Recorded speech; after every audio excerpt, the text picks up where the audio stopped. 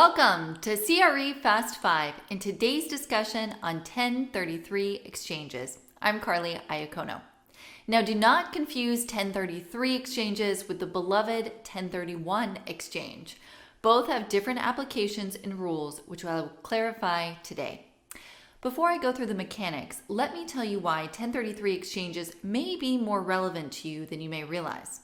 With the passing of the roughly $1.7 trillion Infrastructure and Jobs Act, we could see an uptick in 1033 exchanges in the near future. Now, here's the connection. Infrastructure projects often have an eminent domain element. Typically, the real estate closest to roads, bridges, etc. is retail real estate, so this could affect retail landlords and investors.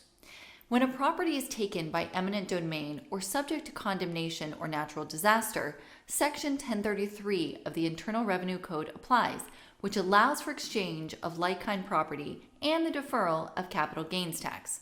Now, eminent domain is usually a bit sticky, but the good news is that the 1033 exchange laws are much more flexible than those in place for 1031 exchanges.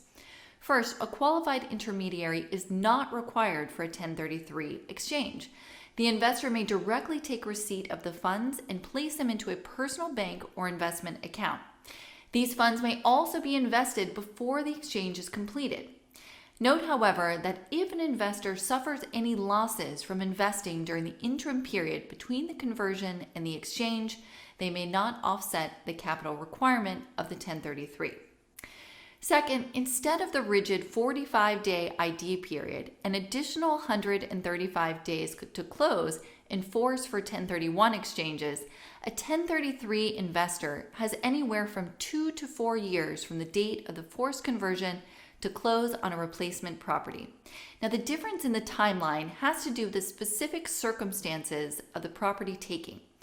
Personal investment property is usually 2 years, condemnation is 3, and if the converted property was in a presidentially declared disaster area, the replacement period increases to 4 years.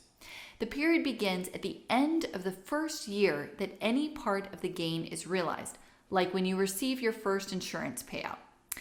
Note that there is no identification period in a 1033 exchange, as there are no ID requirements.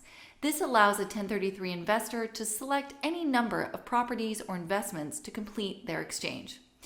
Now, just as with a 1031 exchange, the replacement properties must be like-kind, meaning both properties must be held specifically for investment purposes, but they do not have to be the same asset class.